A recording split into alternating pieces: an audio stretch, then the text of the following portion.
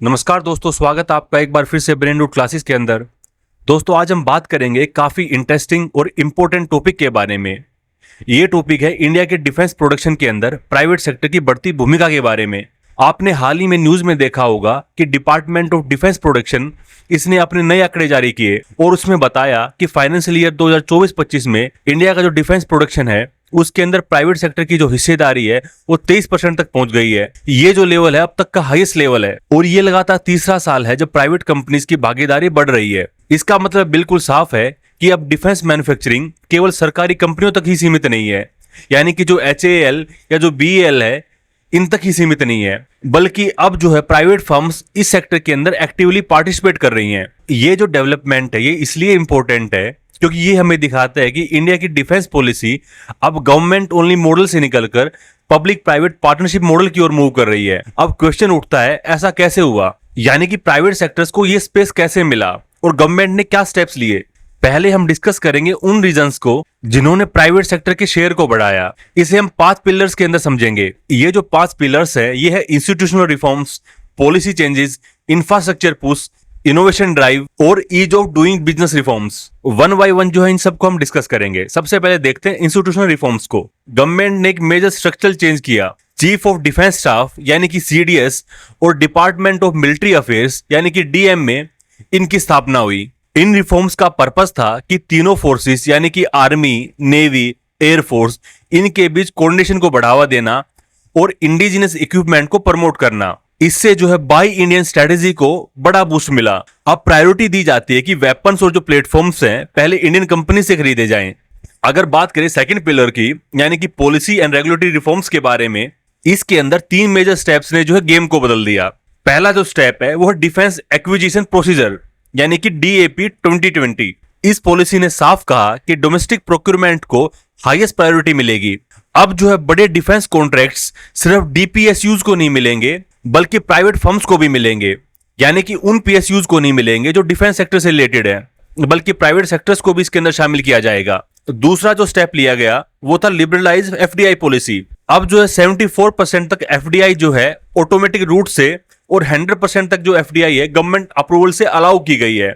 इसकी वजह से फॉरेन कंपनीज इंडिया में मैन्युफैक्चरिंग पार्टनरशिप करने लगेंगी, जैसे कि एयरबस और टाटा के बीच में कोलैबोरेशन हुआ है C-295 ट्रांसपोर्ट एयरक्राफ्ट बनाने के लिए। पहले ये जो एयरक्राफ्ट थे Airbus defence and space Spain के अंदर बनते थे। अब जो है एयरबस ने टाटा एडवांस सिस्टम लिमिटेड के साथ एक ज्वाइंट कोलैबोरेशन किया है और इस कोलैबोरेशन के तहत इनको भारत के अंदर मैन्युफैक्चर किया जाएगा। इस कोलैबोरेशन के अंदर टोटल 56 एयरक्राफ्ट बनेंगे। 16 जो एयरक्राफ्ट हैं वो एयरबस स्पेन के अंदर बनेंगे और जो रिमेनिंग 40 एयरक्राफ्ट हैं वो भारत में गुजरात के अंदर वडोदरा में जो टाटा की फैसिलिटी है वहां पे बनाए जाएंगे। ये इंडिया का पहला मेक इन इंडिया प्रोजेक्ट है फॉर मिलिट्री एयरक्राफ्ट मैन्युफैक्चरिंग के लिए, जिसमें कोई विदेशी कंपनी और इंडियन प्राइवेट कंपनी एक साथ जो है प्रोडक्शन करेंगे। ये तो हमने देखा लिबरलाइज्ड FDI पॉलिसी। और जो तीसरा स्टेप है वो है पॉजिटिव इंडिजिनाइजेशन लिस्ट। इसके तहत गवर्नमेंट ने 5500 से ज्यादा डिफेंस आइटम के इंपोर्ट पर रोक लगाई है। मतलब अब ये आइटम इंडिया में ही बनना कंपलसरी होगा। इस वजह से प्राइवेट इंडस्ट्रीज को अश्योर्ड डिमांड और कॉन्फिडेंस मिला है। इसके साथ साथ मेक इन इंडिया इनिशिएटिव और सृजन पोर्टल डोमेस्टिक प्रोडक्शन को प्रमोट कर रहे हैं। गवर्नमेंट जो है वो एक्टिवली प्राइवेट प्लेयर्स को इन्वेस्ट करने के लिए एनकरेज कर रही है। ये जो सृजन पोर्टल है इसकी फुल फॉर्म है sustainable reform initiative for joint and nation building.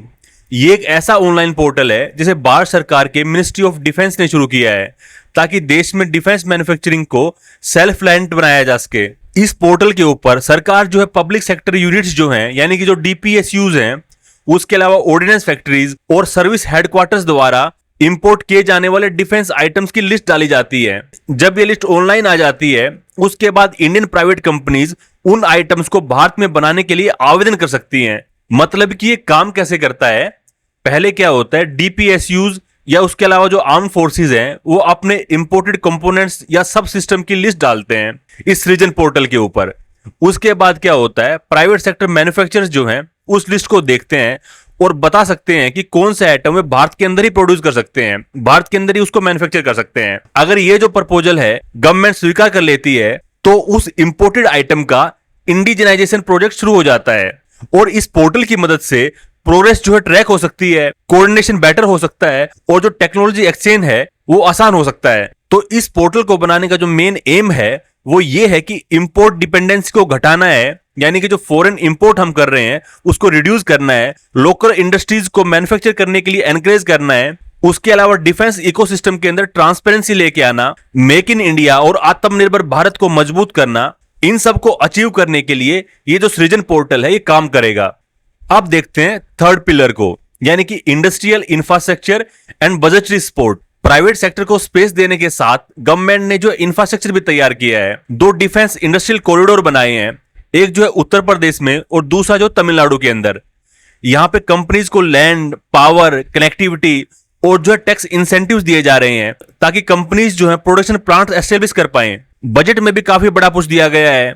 Financial year 2025-26 में मॉडर्नाइजेशन बजट का 75% हिस्सा केवल इंडियन मैन्युफैक्चरर के लिए रखा गया है। ये जो स्टेप है क्लियरली दिखाता है कि अब जो फोकस है वो make for India and make for the world पर है। अब देखते हैं लास्ट पिलर को, यानी कि innovation and ease of doing business के बारे में हम बात करेंगे। गवर्नमेंट ने जो है IDEX और आदिति प्रोग्राम्स लॉन्च किए हैं।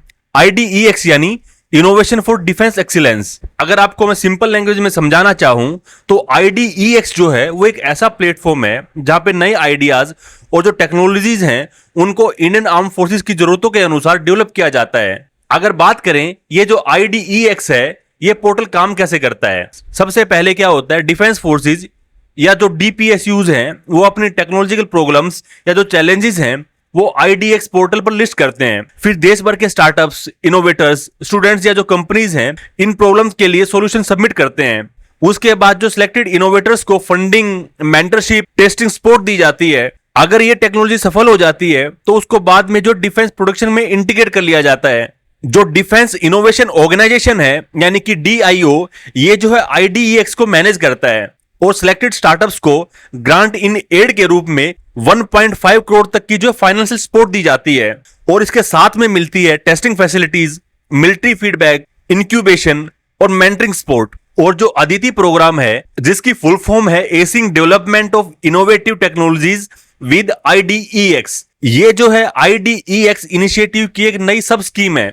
इसका मकसद है इंडिया के डिफेंस सेक्टर के अंदर high and deep tech innovations को तेजी से विकसित करना। तो दोस्तों इन शॉर्ट ये जो IDEX है उसके अलावा जो अदिति प्रोग्राम है इनके तहत स्टार्टअप्स और MSMEs को फंडिंग और मेंटरशिप दी जाती है ताकि वो AI, drones, robotics, quantum systems, इस टाइप के जो फ्यूचरिस्टिक टेक्नोलॉजीज हैं उनको डेवलप कर सकें। अगर बात करें ईज ऑफ डूइंग बिजनेस के बारे में, इसके अंदर जो लाइसेंसिंग प्रोसेस है उनको सिंप्लीफाई किया गया है। कई डिफेंस आइटम्स जो हैं अब डी लाइसेंस हो गए हैं, यानी कि उनके लिए अब लाइसेंस की जरूरत नहीं है और एक्सपोर्ट अप्रूवल्स को अब पूरी तरीके से डिजिटलाइज कर दिया गया है। यानी अब किसी कंपनी के लिए डिफेंस सेक्टर में एंटर करना पहले से कहीं ज्यादा आसान हो गया है। ये तो हमने देखे गवर्नमेंट ने क्या स्टेप उठाए हैं। अब देखते हैं इस सेक्टर के अंदर चैलेंजेस क्या हैं। सबसे पहला चैलेंज है प्रोडक्शन लैग का, यानी कि जो हमारी डिफेंस फैक्ट्रीज और PSUs हैं जैसे कि HAL, BEL या जो BEML है, ये जो है प्रोडक्शन तो कर रही हैं लेकिन इंटरनेशनल स्टैंडर्ड्स और एक्सपोर्ट स्केल तक नहीं पहुंच पा रही। यानी कि आउटपुट जो है वो तो बड़ा है बट जो ग्लोबल डिमांड और डेडलाइंस हैं उनके अनुसार अभी भी काफी गैप है।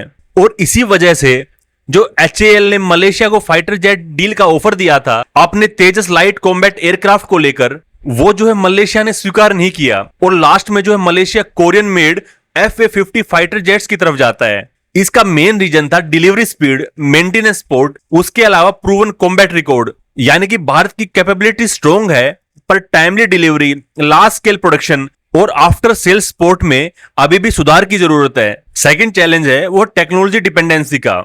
इंडिया ने डिफेंस सिस्टम और प्लेटफॉर्म्स खुद बनाने शुरू कर दिए हों लेकिन क्रिटिकल कंपोनेंट्स जैसे कि advance sensor, semiconductors, microchips, high grade alloys India जो है अभी भी इंपोर्ट करता है और इस वजह से 2 समस्याएं होती हैं। प्रोडक्शन चेन के ऊपर जो है फॉरेन सप्लाई का असर पड़ता है। अगर ग्लोबल सप्लाई चेन डिस्टर्ब हो तो डिलीवरी रुक सकती है और इसकी वजह से दूसरी समस्या ये होती है कि जो हमारा सेल्फ रिलायंस का एम है वो रुक जाता है क्योंकि असेंबली इंडिया में है लेकिन टेक्नोलॉजी बाहर से आती है। इसलिए इंडिया को जरूरत है indigenous chip fabrication, sensor technology और मेटलर्जी के अंदर इन्वेस्ट करने की ताकि हम पूरी तरीके से सेल्फ रिलायंट बन पाए।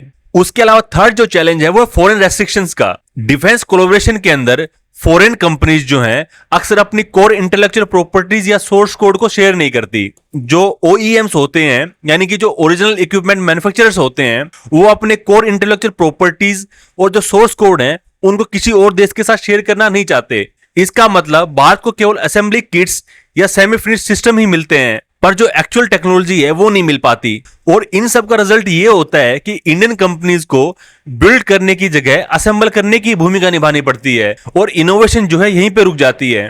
फोर्थ जो चैलेंज है वो फंडिंग कंस्ट्रेंट का। भारत का डिफेंस बजट GDP का 3% से भी कम है और इस बजट के अंदर भी 50% जो है वो लगभग सैलरीज, पेंशन और मेंटेनेंस के अंदर चला जाता है। इस वजह से रिसर्च एंड डेवलपमेंट और मॉडर्नाइजेशन प्रोजेक्ट्स के लिए काफी कम पैसा बचता है और इसका रिजल्ट ये होता है कि DRDO और IDEX जैसी एजेंसीज को लिमिटेड फंड्स में काम करना पड़ता है। कई इंडिजीनियस प्रोटोटाइप प्रोजेक्ट्स जैसे कि इंजन डेवलपमेंट, ड्रोन प्रोग्राम्स, ये जो है फंडिंग शॉर्टेज के कारण डिले हो जाते हैं। तो आज इंडिया को जरूरत है अपने डिफेंस बजट का एक बड़ा हिस्सा R&D और प्राइवेट इनोवेशन के लिए अलग से रखना होगा। और जो नेक्स्ट चैलेंज है वो है लिमिटेड टेक्नोलॉजिकल डेप्थ का। भारत ने सरफेस लेवल टेक्नोलॉजीज में अच्छी पकड़ बनाई है, लेकिन इमर्जिंग स्ट्रेटेजिक डोमेन्स में अभी भी काफी काम बाकी है, जैसे कि artificial intelligence, hypersonic missile, cyber warfare and electronic warfare. उसके अलावा क्वांटम कम्युनिकेशन और स्पेस डिफेंस के अंदर अभी भी हमें एक लंबा रास्ता तय करना है। यानी कि टेक्नोलॉजी रेस के अंदर अभी भी हम जो एक फॉलोअर की भूमिका में हैं, जबकि लीडर्स को जो है बढ़त मिल रही है। इसलिए हमें डीप टेक्नोलॉजी रिसर्च को मिशन मोड में लेके आना होगा। एकेडमिया, इंडस्ट्री, मिलिट्री पार्टनरशिप को मजबूत करना होगा। Defence AI mission, cyber command और hypersonic research and development hubs को गति देनी होगी। ये तो हमने चैलेंजेस को देखा, अब आगे का रास्ता क्या हो सकता है, सॉल्यूशन क्या है इन चीजों के। रिसर्च और डेवलपमेंट में ज्यादा इन्वेस्टमेंट करना होगा, हमें अपने डिफेंस बजट को बढ़ाना होगा। इससे हमें एडवांस वेपन्स और ऑटोनोमस सिस्टम बनाने की कैपेबिलिटी मिलेगी। अगर बात करें टेक्नोलॉजी अब्जॉर्प्शन एंड को डेवलपमेंट की, फॉरेन फर्म्स के साथ ऐसे ज्वाइंट वेंचर होने चाहिए जहां रियल टेक्नोलॉजी शेयरिंग हो, सिर्फ असेंबली ही नहीं, एक्चुअल डिजाइन ट्रांसफर भी हो। अगर बात करें स्किल डेवलपमेंट के बारे में, तो डिफेंस यूनिवर्सिटीज और टेक्निकल इंस्टीट्यूशंस को स्किल्ड मैन पावर तैयार करने पर फोकस करना होगा। इंजीनियर्स, डिजाइनर्स और डिफेंस टेक्नोलॉजिस्ट, इनकी हमें अच्छी खासी जरूरत है। अगर बात करें एक्सपोर्ट कॉम्पिटिटिवनेस के बारे में, प्राइवेट सेक्टर और DPSUs को मिलकर इंटरनेशनल टेंडर्स में पार्टिसिपेट करना चाहिए ताकि मेक इन इंडिया को ग्लोबल मार्केट में आइडेंटिटी मिले। स्टार्टअप और स्मॉल एंटरप्राइजेस को गवर्नमेंट से हैंड होल्डिंग सपोर्ट मिलना चाहिए, यानी कि फंडिंग, मेंटरशिप, टेस्टिंग फैसिलिटीज और assured procurement. Vijay Raghavan committee की जो सजेशंस हैं उनको लागू करना होगा। इस कमेटी के अंदर PMO के तहत डिफेंस टेक्नोलॉजी काउंसिल बनाने का सुझाव दिया गया था। इससे जो है DRDO रिसर्च के ऊपर फोकस करेगा और प्राइवेट कंपनीज के साथ साथ जो एकेडमिया है उनको ग्रेटर पार्टिसिपेशन मिलेगा। तो दोस्तों, यहाँ पे जो हमारा टॉपिक था इंडिया के डिफेंस के अंदर प्राइवेट सेक्टर की भागीदारी को लेकर, वो कंप्लीट होता है। उम्मीद है आपको पसंद आया होगा। अगर आपको ये टॉपिक अच्छा लगा हो तो वीडियो को लाइक करें, कमेंट करें और चैनल को सब्सक्राइब करना बिल्कुल ना भूलें, ताकि हर नए लेक्चर की नोटिफिकेशन आपको टाइम पर मिलती रहे। मिलते हैं अगले वीडियो में, तब तक के लिए धन्यवाद।